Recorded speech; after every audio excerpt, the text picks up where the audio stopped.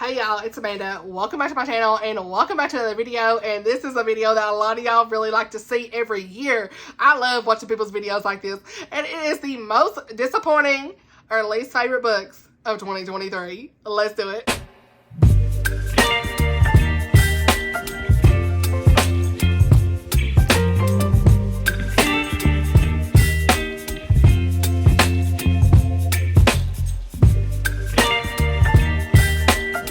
Y'all, so I have got my notes, I've got the graphics, we are here, okay? I'm in the same shirt as what I just filmed, but it's fine. I'm not changing it this time. So, okay, today we're going to talk about the books I've DNF'd this year, last year, not this year, 2023, and the most disappointing or least favorites of the year, okay? Now, we're gonna get into this, and I am going to preface this video with saying, if this is one of your favorite books, it's fine. Don't come for me in the comments. Do not go for me in the comments.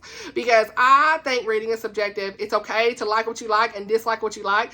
I'm not taking this as a personal attack on you. Okay? I love you, honey. It's fine. No matter what book you like, I love you. And I'm so glad you're here. This is all in good fun. And just because I didn't like a book on this list, don't mean I'm not going to like another book by the same author, all that good stuff. So with all that disclaimer stuff out the way, let's get into it. Okay? Now, DNFs. Let's talk about that first. So this is the year I really started to DNF books. I was just like, I'm done with this. I'm not going to sit here and read stuff I don't like. I'm going to hate reading nothing. Okay. And y'all, we had some DNFs. Okay. The more it went through the year, the more that was happening. I just didn't care. And so I don't even have notes on this. We're going off the fly.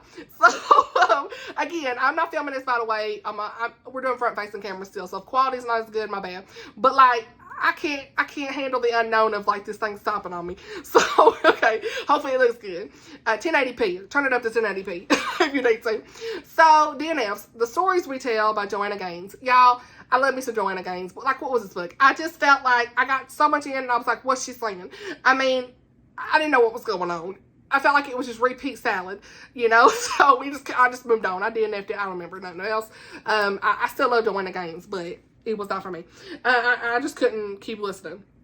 Crazy Rich Asians by Kevin Kwan. This was kind of a soft DNF. I may pick this up at some point in the future. I don't know. I just wasn't feeling it at the time. Murder at a Scottish Wedding by Tracy Hall.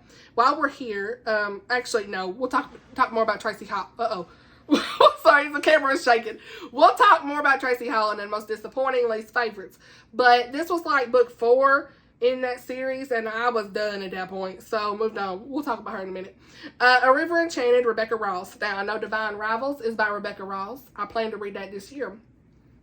But A River Enchanted, I was like, this is like the month I started, like, you'll see the next 3 were a book of the month DNFs. And I was like, I'm done with this. Because I had no patience. I was being very just strict with my DNFs. And some of the content in that book was just a little bit trying to find line for me personally, so I moved on. To say A River Enchanted, I did not get very far. I got like 2 chapters in and I was like, nah, it was a bit too dark for me. Jacqueline in Paris and Ma. I don't think there's anything wrong with this book. I was just bored, personally. It is all about Jackie Kennedy and her early life before she was Jackie Kennedy. And if you like a good historical fiction, you probably like this book. But I just was really bored, and I think I DNF'd it 20 or 30% in. Part of Your World by Abby Jimenez. Now, okay, this is where the penny pin could have come in early on in the year, last year, because I had a whole secular romance discussion, linking it down below if you haven't seen it, about surrounding this after I read part of this book. I didn't get very far because I was like, okay, like y'all said, I can like skip over some stuff, but it was a no. So there was some stuff that I was like, I even read a couple sentences in that video, so there's tea in that video. But I was like, this is a no for me. So this is when I realized how much I just, Soon after that, I took my Outlander books off my shelf. Conviction was hitting, and it was a no for me. If you like this book, that's fine. But like, I just wasn't here for it. Some of the stuff they were talking about, what? I was like, this is gross. So we're moving on. Then we had Tenuous Betrothal by Jen Gagel Johnson. This was book 3 in a series. I read the first 2 and they were like 3-star Regency reads, clean Regency romance. I just was bored by book 3. It just wasn't keeping my interest. Not to say I would never read anything by this author, but I just was bored by the end. Okay, that's good. Okay. On Moonberry Lake by Holly Varney. And I felt so bad, but like transparency, honesty was hitting. Conviction was hitting with this. Look here. Holly, I hope she read our reviews. There were several of us that said these things. I really hope she grows from this. I'm not bashing her. She had great writing. She wrote a good small town. But that book had too much new age content to be a Christian novel. And that's all I'm going to say. So I had to peace out. The conviction was hitting. And I was gone. So we're going to move on. Holly Varney, I probably read like 30%. And I was like, I can't read no more. Julian Monroe Begins Again by Rebecca Millett. We had a whole discussion on this. I ain't going to spend no time. But again, this is someone that new debut author, but like the book, the enemies to lovers of this was too much for me. She was mean girl. She was mean girling, okay? It was no. And if there was any kind of positivity here, it must have been at the last 10% because I was done. So I DNF'd this maybe 50% in. My other friend read it up to 80%. There was so much immaturity. I could not deal with it. So again, do not take me personal, no attack, because I had a lot of comments fighting with me a little bit about it. So I just want to say, okay, it's okay if you like this book. It's just not for me. Okay, so again, I can't handle a petty character girl who is literally like being mean to a guy for no reason, and the guy keeps pursuing and all this mess. I know they had history and stuff, but like, girl, you 40-year-old, get over it. And I know some people said by 40 you ain't got it all together. I ain't saying that either. I ain't saying that. But the way this was written was just a no for me. I'm sorry. There was too much of the meanness that she had with this guy, and I could not do it. So, moving on. Next, we have A Pumpkin and a Patch by Jennifer Peel. Okay. The content. This is a clean, supposed to be clean.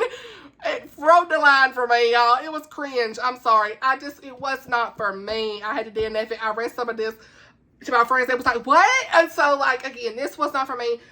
If you like it, it's fine, honey. Okay.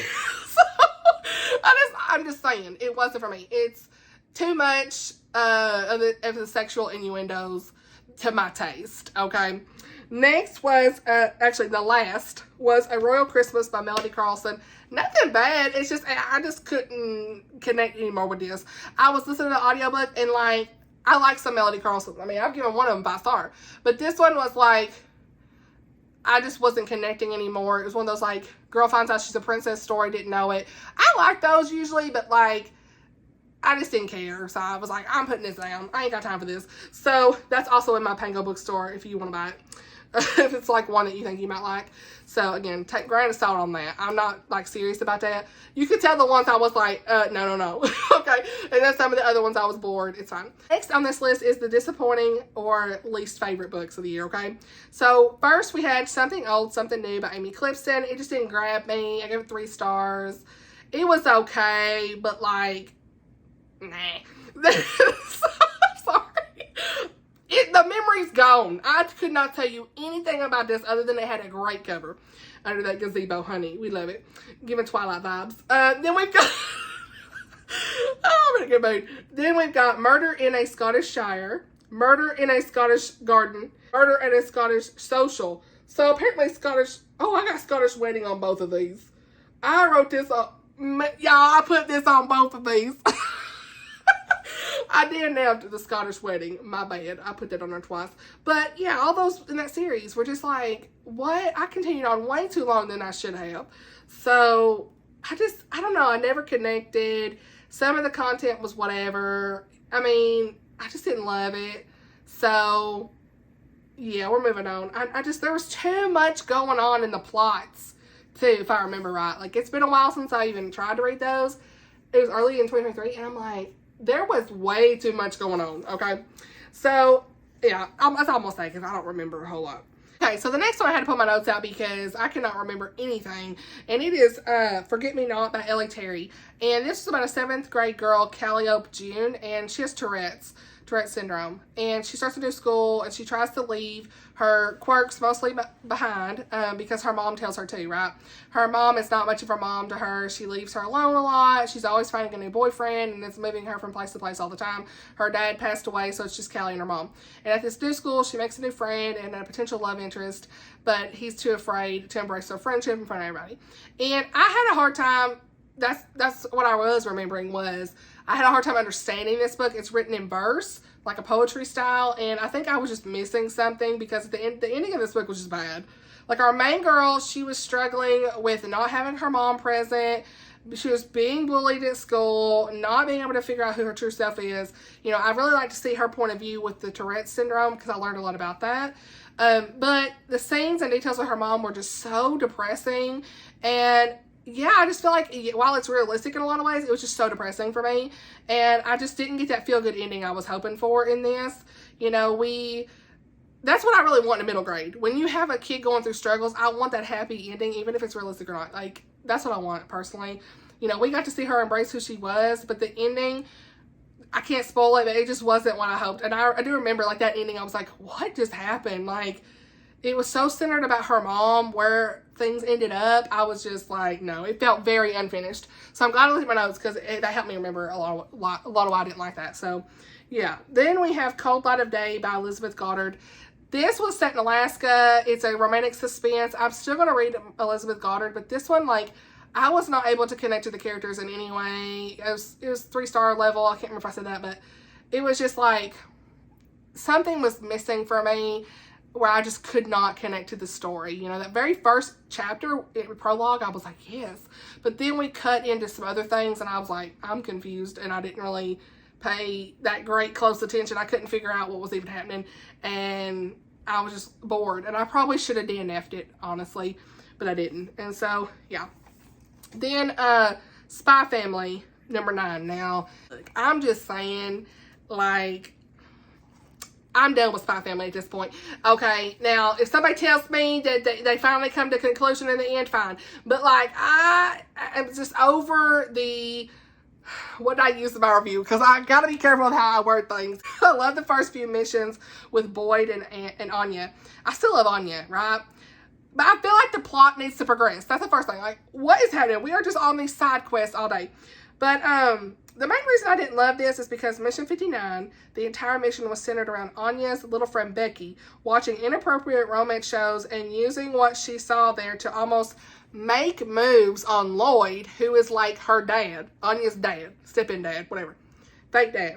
And she thinks that having an affair is okay. Having an affair is okay. And she is acting like she's tipsy around him. It was so cringy, inappropriate for a child, and I'm over it. So, peace. Okay, no more Spy Family for me. Books and Bad Pipes by Paige Shelton. I don't know. I just didn't love it. Like, I probably should DNF that. Like, I like book 1, but book 2, I don't know. I just didn't connect. 3-star. So, maybe I'll pick the next one up and see what I think. Then, unfortunately, Jen Toronto's Just Spark a Batch was a disappointment. I don't know what it was about this. I recently talked about it, but I felt like I didn't hate it, but I just didn't love it. So it's more of a disappointing read than a least favorite, because I gave the first one 5 stars. Okay, that's the Matchmaker, whatever that is. I loved it, but this book 2 was missing that same charm and funniness for me, the fun moments, the humorous moments. And, you know, there was just so much dialogue. I don't know. I didn't connect. And it was just a personal thing. So take me with a grain of salt. Then All's Fair in Love and Christmas is a little bit disappointing because I was hoping for more romance. But it's still a book that I would recommend to a lot of y'all. I already talked about that in the wrap-up for December. So, again, grain of salt. And then Falling Like Snowflakes, Denise Hunter. We already talked about that in the year-end wrap-up, because Bo had a girlfriend for 60% of the book, and I was like, what are you doing? Fine. Okay, because Denise don't even put that cheating trope in there. It bothered me. So, okay, that's a short version. Go watch the wrap-up if you ain't seen my rant. So, anyway, that's it for my disappointing reads. I didn't have a ton in the DNFs. Like, it really was like, well, this is 15 minutes, okay, and I gotta cut a minute out at least. So, what you know. So I really try to do a good job of like cultivating books I think I'm going to enjoy, because I know my taste now pretty well. So for the most part, I have a lot of 3, 4s, or actually 4 and 5 star reads. So, but going into 2024, y'all, it's the year of yeet. Okay? Yeet. We're getting rid of the book. That's what that means. Peace out. It's gone if I don't love it. Not keeping it on the shelf either. And then reading the books off my shelves. And, you know, DNF when you don't love it. Rate the books as a true, subjectively, objectively, both ways. Because, like I said, even though I may not like some of these books, you all could very well like them. And so I really try to be open about that and say, look, I was wanting more of this, but like, here's what this is. You may like this. Okay. I try to do that. But like, again, you may starting to see some more 3-star reads, because the more I read,